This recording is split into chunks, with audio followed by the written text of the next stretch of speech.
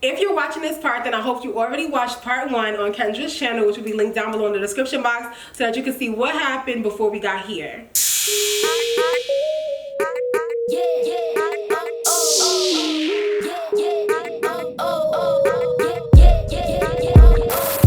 Hey guys, welcome to my channel. My name is Ndeye10 and I have a special guest here with me today. Kensthetic.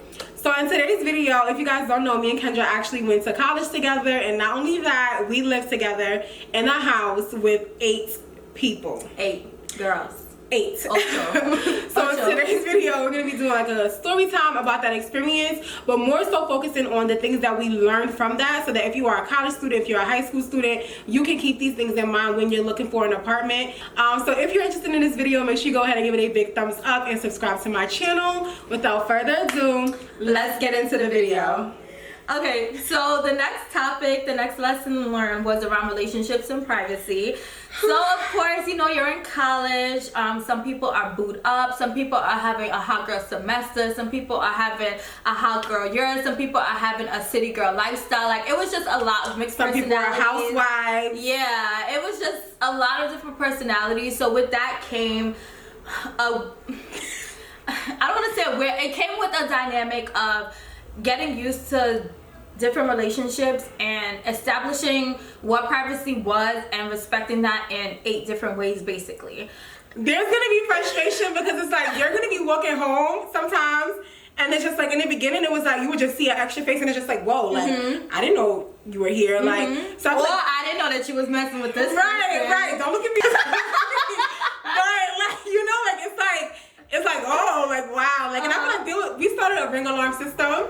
So at the time, was it Beyonce? It was related to, I feel like it was Ring Beyonce. the alarm. Ring the alarm. So basically, like, if you had your ting coming over, if you had someone coming over to the house, you would go on the group me. And drop that red alarm. We'll put it on the screen so y'all know. Right. In case y'all want to have the same system. Right. And like when you saw that red alarm, you know that whoever was putting it in there was letting you know they're going to have company. Because it's also like, since you live with 8 girls, you can walk around however you want. Like, it's your house, you want to feel comfortable. But it's like when we would see the red alarms, you would know, okay, make sure you're dressed, make sure you're decent, make sure your wig is on, or your hair is like, you know, done somewhat. It's just like, you would make sure that like, if it was someone who you didn't know there, you would feel comfortable. And the ring the alarm was solely for, I think, like, boo things. It wasn't for like your friends coming over. Yeah, if it was a friend, I feel like we said it. Right, like, we would like make it be known, oh, this person's coming over. Yeah. And we shared a lot of friends, so it was like cool. But it was like the ring alarm system was specifically for like when your tings was coming over. But then also, sometimes the alarm wouldn't be dropped until like somebody heard footsteps or whatever. And I don't know.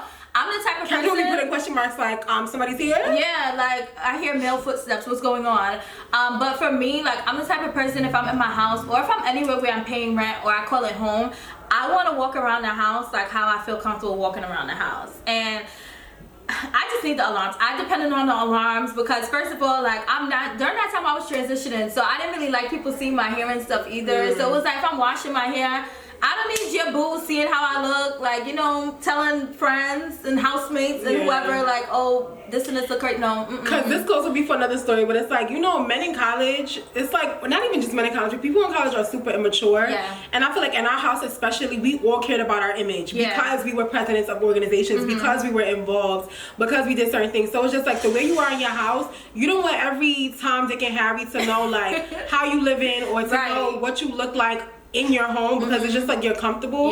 So that alarm system was very needed. So if you're having roommates and you're gonna be living together, make sure, reality is y'all are college girls, college boys, whatever, and it's just like you're gonna get into relationships, or you might date people, or you might have a fling, and the considerate thing to do is to let other people know when someone is going to be there. And y'all don't have to be specific and say names or anything. Right, you don't. Because at the end of the day, it's nobody's business but your own and the person you're dealing with. But also, I know some people did like the sock on the door system. So be like, oh, if you have... We did that? No, we didn't do it, but I know like some other people did.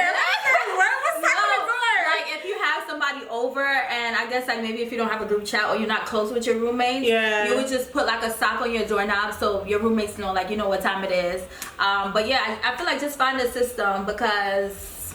but as far as relationships in our house, it was very much so like we lived, breathed the alarm system. So the next thing is like your landlord. Oh my gosh.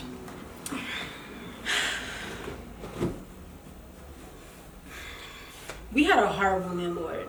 honestly, and we're gonna call him Ben for this video. Ben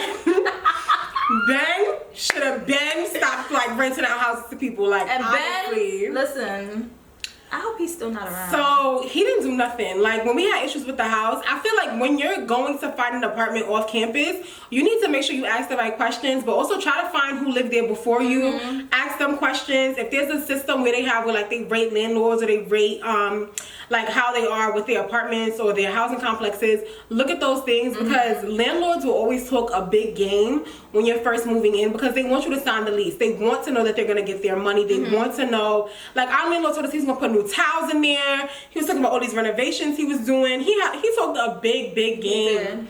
None of it happened. None of it. And it's to the point where when we asked him for stuff like they needed to be fixed, whether it was like holes or just like anything, we ended up being Bob the Builder. Yo, we learned how to build things. Well, not me, Danesia. Danesia was real life Bob the Builder. But I feel like as a whole, like, we had to figure out how to do certain things or just take the L of knowing that it wasn't going to be done. And this is a quick side story, but I remember one night I was in my bed sleeping, and I had my room like decorated mad pretty. I had like curtains draped on the ceilings. I had my room painted. I had mirror tiles. Like, it was a very big thing. But one night I was sleeping and I heard like a little, oh my gosh, noise. So I'm like, what the fuck? Hold on, I got nails. Yeah. But yeah, I heard a noise and I'm like, what the heck? So I wake up and there's a bat stuck like in my curtains that are on my ceiling. Like, thank God I had those curtains on my ceiling, because if not, like, it probably would have been flying all over me as I was sleeping. So I woke up and I screamed and I was like, okay, like, somebody should wake up. None of the 7 people I lived with woke up. So I'm like, oh damn, what am I supposed to do? It's 4 a.m. in the morning. I forgot who had alarms that night. So I don't know who's in the house at this point. Hearing me scream crazy, and they probably being quiet because they like, damn, I don't want to be caught. Or like, you know, me and Bae sleeping, so I'm not getting up to see what she want. There was a bat in my room. One of the girls woke up and we called the landlord, and it was like 4 o'clock in the morning. They did not find that bat until like 10 a.m. It took them mad long to come. It took them mad long to like hunt down this bat in my small room. Like, the room is but so small. But he just wasn't reliable at all. We asked him to do so many things, and it would be like urgent matters. Like, even I feel like something happened with the garbage. Like, we didn't have garbage cans. It was just like a lot of things that needed to be done, a lot of things that needed to be fixed. And from the time we were living there, from the time we moved in to the time we moved out, most of those things were not done. So, and we, at one point, we were so fed up. I think we all withheld rent, right? I didn't pay my last month's worth of rent, and if you want it, you're still not gonna get it. So it was like, I think it was one point where I can't remember if I withheld it or not. But there was a point where we were just like, we shouldn't pay rent. But I think we ended up doing it because, or some of us ended up doing it because we saw like the laws behind it. And it's like, we told him like, we're not going to pay you rent. Like, I think at one point we had a conversation about that. He was just like, well, the law, and I think that's what scared a lot of us. Was the fact that it's just like, we weren't up on like the lawsuits or what can happen. So even do your research on that. Like, what are the laws in your state? What are the laws where you live in regards to like living or like paying rent with people? But I know for a fact, like, one of the things that caused us a lot of stress was living in that house and knowing that our landlord wasn't about nothing. Like, he was not about nothing. He wouldn't fix anything. He was all talk. He made all these promises. He didn't do nothing. And then also, like, we didn't really ask people about landlords or anything before we moved in, but after we had conversations with people and they were like, oh my god, you're renting with Ben? And we were just like, yeah. Oh yeah, okay. I thought you said your name. They were like, you're renting with Ben? And we were like, yeah. And they were like, oh no, like da da da. So it's also helpful to ask people who moved out before you, even though they're not at the school anymore, because like a school like ours, these landlords are around for years on years on years, probably like scamming students years after years after years, and nobody could really stop them because we're in college. I feel like most of us don't have money to like take legal action if we wanted to. So I would just say, make sure you're asking people who were there before you. Don't be afraid to ask. If something seems too good to be true, it is. Don't just go off what it looks like. Don't take the word for your landlord for nothing. Make sure everything is in writing. Don't have any verbal agreement, any verbal communication about anything. If your landlord promises to do something, it needs to be in writing. You both need to sign off on it. And there needs to be a consequence written in there. Like, okay, if this is not done, then I can do this on my part. If it's not done by this date too. Right. Because it's just like, that's what really caught us, is the fact that like all of these promises were made before we signed the lease. We got excited because of the changes that we thought were coming. He never did anything, and there's nothing for us to do. Nothing was in writing. He said it to us all physically. So definitely be careful with that. Overall though, Ben sucks. Like Ben was horrible. Like, Do your research before you get started. I agree. So the next one was picking rooms. So fix myself. Yeah, fix the cushion, the yellow. Anytime you guys see the yellow on my channel, that means it's a talk time. And I'm probably gonna have different guests come over, so just remember the yellow couch. Remember the yellow couch. The yellow couch. So the next topic was lessons learned around picking rooms. So when we went to see the house, a lot of people didn't see the house until we moved in. So that was another thing too, because in general, like at this point in my life, I'm not committed to anything unless I see it myself. But anyway, so the way it was set up was there was 1 bedroom downstairs on each side. So there were 2 bedrooms downstairs, and then the other 6 bedrooms were upstairs. The way the house was, it was like a long aisle. So the room at the end had the best lighting, and it was the biggest room. So my thought process was that since I did like most of the work to like find the house and like secure the home, that I should be able to pick the room that I wanted to pick. That's just how I thought. And nobody really like said anything until people got to the house and saw like, you know, the situation, what the rooms look like, the size of the rooms. And also I had a lot of things like in college. Like I brought like 90% of my closet from home with me to college, and I just had a whole lot of stuff. I needed the biggest closet, I needed the biggest space, and I just thought it was only right. So whatever, fast forward, and we moved into the house. I'm already like moved in, like I have my sheets spread out on the bed, Jordans organized in the closet, like I was nice and comfy. And basically like one of the other girls felt some type of way about the room that I had, and I didn't think it was, I guess, that serious, because I'm like, I have the most amount of stuff, I did most of the work to find the house, so I just felt like I should be able to pick the room that I wanted. You agree or disagree? Or no comment? No, agree or disagree? Both. I feel like if someone, like, okay, the mistake that everyone makes in that situation, before you sign a lease for everything, you need to see the place, because you need to also envision yourself in the smallest room or in the room that you don't like the most. If you can't see yourself in that space, you don't need to sign the lease. So I feel like that's like, it's like, I feel bad for the people who like didn't see it, who got there, because it's like maybe they're thinking the rooms are equally sized. So it's like, I can see why someone would be like, F out of here, like why are you getting the bigger room? But then I also understand the concept of like, well, if you did all the work to find it and that person just came in, it's just like there should be certain perks that are given. I think the most valid point in the argument is like you having the most stuff. The fairest thing is pick out of a hat. Pick out of a hat. And because the argument shouldn't be, I have more stuff, or I have like, no, that doesn't matter. We're all paying the same amount of rent. Lower your stuff. Take some and send them back to the Bronx. Like that could be the argument, right? But it's just like you need to be able to see the small space and know, okay, if I'm in this room, I'm gonna be okay. And you shouldn't feel like I need to get this room or I should get this room. I feel like the easiest and the fairest thing to do is to pick out of a hat. And I say that as someone who, like, my first apartment where I moved off into, like, I learned a very strong life lesson. I almost lost a friendship over it, because it was just like, I was like, I'm not picking out of a hat. Like, I was being very stubborn, I was being very childish, I was being very petty, and I was not being fair. And my thought process that first time when I moved out, not at the house with Kendra, but before that, was like, well, I got here first, I'm putting myself where I want. And it's just like, you can't do that in a friendship with someone. Like, you have to be fair, you have to be considerate. Literally got to the point where, because me and the other person are so stubborn, she wanted to pick out of a hat, I didn't want to pick out of a hat, because I felt like, you know, I was here first, I should put my stuff here, like, what's the problem? So we had to pick out of a hat to determine if we were going to pick out of a hat or if I was just going to keep my room. We ended up having to pick out of a hat after picking out of a hat, and I ended up getting the room I wanted anyway, but at least in that way, it was fair. So I feel like from that, I walked away learning. Once me and that person kind of like fixed our situation, we talked about it. Like, you have to be fair to other people, you have to be fair to everyone, and no matter how you feel, no matter what you think you have or what you did for it, or if you got there first, no matter what, you need to be fair. The next topic is honesty amongst the group.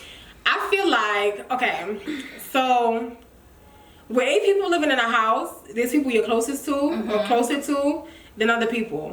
There's people who you feel like you can have conversations with. There's people who you feel like you can't have conversations with. So I feel like what that did is like, it almost causes trouble, because it's like, let's say for example, you're telling someone how you feel about something, another person can overhear and feel some type of way. You're telling someone about something, another person can go and tell the other person. Now it seems like you're talking about people. So I feel like the best thing to do, you can be closer to whoever you want to be closer to. I think that that's going to happen in life. There's always going to be people that you're closer with. Yeah. But I think the biggest thing is just to be honest with everyone about how you feel. And if you feel like you can't be honest, because let's say, for example, you don't want to talk about it or you're not willing to like be open in that way, don't say it to anyone at all. Keep it to yourself. Yeah. Okay, so living with 8 women, I feel like it's a lot because it's basically 8 different personalities. So not only do you want to know people before you live with them, but you also have to be open with learning about people while you guys are living together.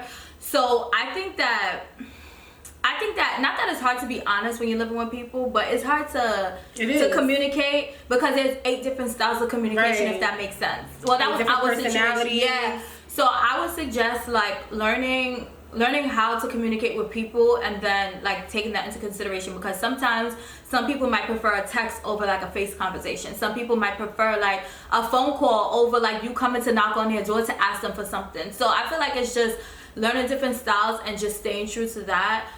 And like keep the first thing in your mind, like wanting to come out of the situation in a positive way. Yeah. Like I feel like it's so easy when you're in college to be like, I don't like that she didn't let me know her boo thing was gonna be in here. She didn't use no alarms. Why she didn't use no alarms? Like I feel like it's so easy to be in that way versus to say, oh, like dang, like I don't like the fact that the alarms weren't used because I walked out of my room with no shorts on or just with shorts on. And so like I'm gonna communicate with her just so that she knows next time to make sure she doesn't forget to do it. Like assume the best in people when they make certain decisions. Assume the best in people when it comes to anything, just so that you know, like you don't walk into it already thinking that it's going to be a problem. Walk into it thinking that it's going to be resolved. Have the conversation in a way where they don't feel attacked. And that's another thing, like the check-ins is cool if it's like house grievances. Yeah. But let's say, for example, I have a problem specifically with Kendra, and let's say it happened on Tuesday. I'm not gonna wait for the meeting next month to be like, Kendra, I don't like that you did this and this 6 weeks ago. The timely manner is a very like huge component, because most of the time you might think like, okay, let me just wait a week to say something. Let me see if it happens again. And let me wait until like, you know, next month when I buy groceries to see if it's gonna happen again. It's just like, no, like address it when you feel some type of way. And honestly, if you don't feel comfortable like being honest or addressing something, then you should really be questioning like, should I really be living with this person? Is this person really my friend? Like, why is it that I can't communicate with somebody? I feel like So the last lesson learned is around sharing items. So I think that this is a very important part with living with people, because okay, so I'm one person that if I put something somewhere or I know I have something, I want to be able to go back to that place or go in the fridge and have like the same amount of milk left, or go back to like 6 eggs because I just bought 6 eggs, or know that I put my eyelash on the side of the sink, so when I'm looking for my eyelash on Friday night to go to Pretty Nasty, then I know where my eyelash is. So I think that sharing items, sharing space, and just I guess like it's just something that you just need to be cautious of, because so many times like you might think like, oh, I know Nay just bought eggs and I need eggs to like bake a cake for my organization, so let me borrow 2 of her eggs. But little do I know, like Nay only has eggs to eat for breakfast in the morning and they can only eat eggs for breakfast. This is just an example, but you never know like how people are with their things, so you always want to be conscious. So for me, something I would do is I would just text Nay and I would be like, oh Nay, we need 2 more eggs to bake this cake, like do you mind if I take it? And I'll replace it by Friday, or like let her know when I'll replace it by, so that Nay isn't just out here like, damn, Kendra owes me 2 eggs, when I'm gonna get my 2 eggs. Like she knows when she's gonna get her 2 eggs and they will be there when she's looking for them. And it might seem petty, but it's like you only have but a certain amount of money when you're in college, so it's just like every egg matters. Like every little thing is important. And I feel like for me that was something I had to learn, because like one person whose name we're gonna say, because we don't think she's gonna have an issue with it. I don't think anybody's gonna have an issue with anything that we've said, because nothing has been to like attack anyone or be petty. We didn't ask them before, so we didn't ask them before, so we don't want to just like say their names. But like for example, Ndeye, I don't think she's gonna have a problem with it, but like she would always buy water, and like I would know that I need water and I would never buy water because I didn't have a car. Ndeye had a car. So let's say for example I was mad thirsty, I didn't have any water. I'd be like, okay, I'm gonna take this bottle of water, I'm gonna replace it. I would replace it, but there were maybe 1 or 2 times where Ndeye would be like, Nay, did you take a water? And I'll be like, oh my god, I forgot to replace the water. So I feel like in that situation I had to learn, in that moment. Like, just because you're friends with somebody, what's theirs is not yours. What's theirs is theirs. What's yours is yours. Yep. Just because I might not have an issue with someone using something of mine and putting it back doesn't mean that someone else is not gonna have issue with that. And it's okay for them to feel some type of way, for them to be like, I don't want you touching my stuff, because they're paying for it, and I don't know their financial situation. I don't know how thirsty she was. She could have ran a 5-mile, you know, marathon, and she was coming home thinking about this one spring water. So I feel like communicating that, and then just like being aware, is very, very important when it comes to sharing things. On the topic of sharing items, when you're living with people, most of the time you guys do like shared purchases. So for instance, for us, like we bought a TV as a house, so we split that 8 ways. The dining room set, and a few other things. But in general, if you buy something with your roommates, like you split it 3 ways, 2 ways, or whatever it is, you always want to make sure that maybe you guys can have this conversation up front and say like, oh, at the end of us living together, like you could give me the half and I'm gonna keep the TV, or whatever the case is. But yeah, you always want to make sure you have that conversation, or there's some understanding of what's going to happen to the shared item after, because you don't want it to get to like the end of y'all living situation or whatever, and then it's just awkward because y'all beefing and y'all don't talk, and then people don't know what's going on. But you won't get to that point of beefing, right, if you follow the advice from this video. Right. Okay, so y'all gonna leave fine, because y'all gonna plan in advance. You're gonna communicate and be honest. You're gonna have check-ins. You're gonna know who you're living with. Right. You're gonna do all of these things, have conversations, use the alarm system. You're gonna do all of the things we mentioned in this video. Because y'all take videos. So that's gonna be everything that we learned after living in a house of 8 girls. 8 women, 8 young adults, 8 young ladies. So I hope that from watching this video, you were able to see kind of like a little bit of insight as far as just like what we went through. And if you agree, or if you have any other lessons that you want to share, leave it down below in the comment section, so that everybody that's watching can also take those experiences and apply to themselves. If you're a college student, let us know if you're having any issues right now, so that we can give you some advice. And if you don't feel comfortable commenting down below, you can DM either Nay or I on Instagram. We're always responding. They'll be up here. So make sure you give this video a thumbs up. Make sure you subscribe. We love you guys. Bye.